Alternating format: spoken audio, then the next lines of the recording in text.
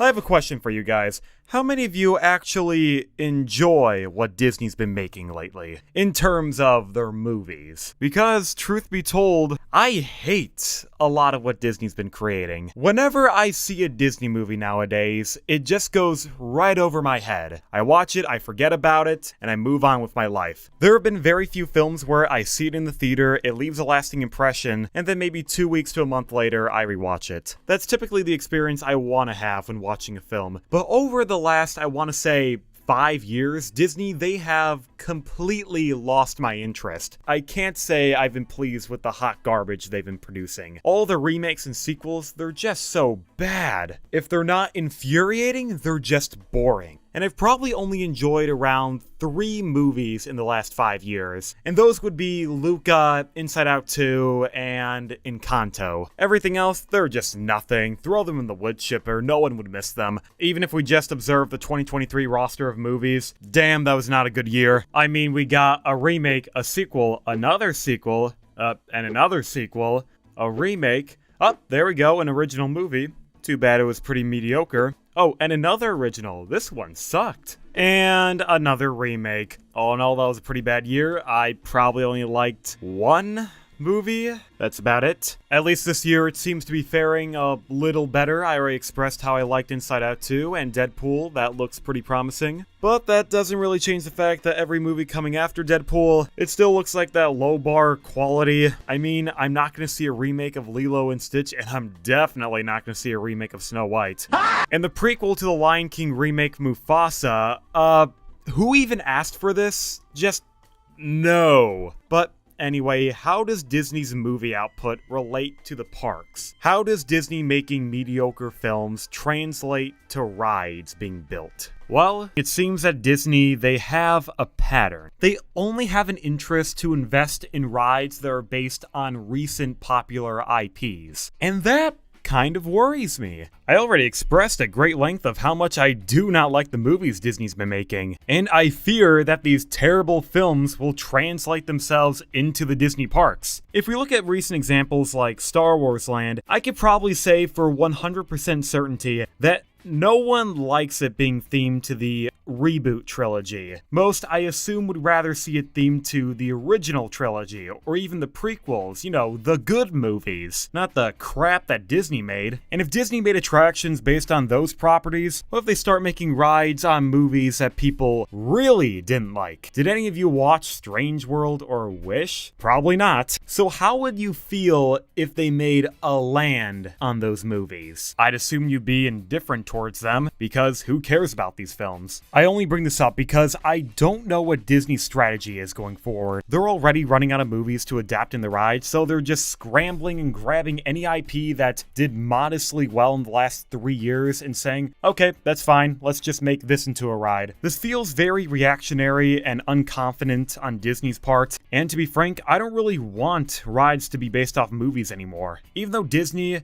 yeah, they are known for adapting movies into rides, but they weren't always like that. Disney used to be known for their original IPs at the parks. Rides weren't based on IPs, they were their own property. You know Pirates of the Caribbean? That ride isn't based on the pirate movies. The movies are based on the ride. Same with Jungle Cruise and the Haunted Mansion. The rides predated all the films, and they were built and got funded not because some IP was backing them. No, they were just genuine good ideas that Disney had a lot of confidence in, and it paid off. And it's not even just these 3 examples. Big Thunder Mountain, I don't see a movie backing that. It's just a fun concept of a Western ride taking place in the Badlands with a mine train zooming around the rockwork. There's not a lot of story to it, but it's just good old fun. Space Mountain is just a roller coaster in the dark with a disco ball projecting stars all around you. Very simple concept, but it's one of the most popular rides of the park. The idea for Disney to build their own rides that aren't based in any movies, this isn't some groundbreaking idea that was a quick phase in their history. No, it's basically what jump-started the Disney parks, and is what essentially created Disneyland. Walt Disney, he didn't envision his first park to be a showcase of all his movies. At the time, he only had about 25 films, half of them were animated, and most of them were pretty unpopular. Pinocchio, Bambi, Fantasia, they weren't cult classics like they are today. They had to marinate for a few decades in the public eye before they even got a following. So when he built Disneyland, he wanted each section of the park to be something he was passionate about. He built Frontierland, Tomorrowland, Adventureland, sections that were supposed to represent Disney and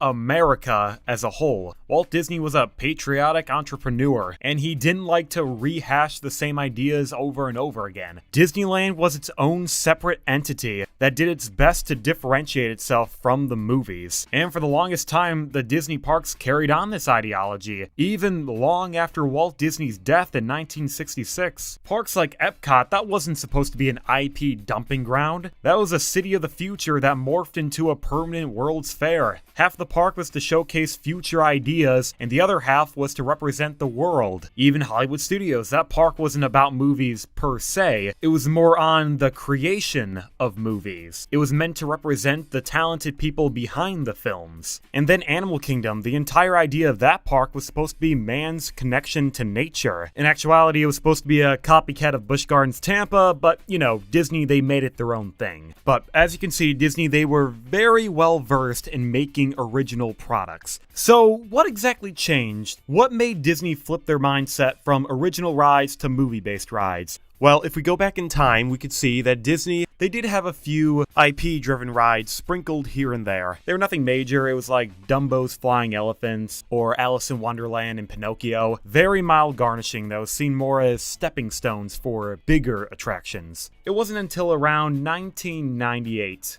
where Disney flipped this mindset.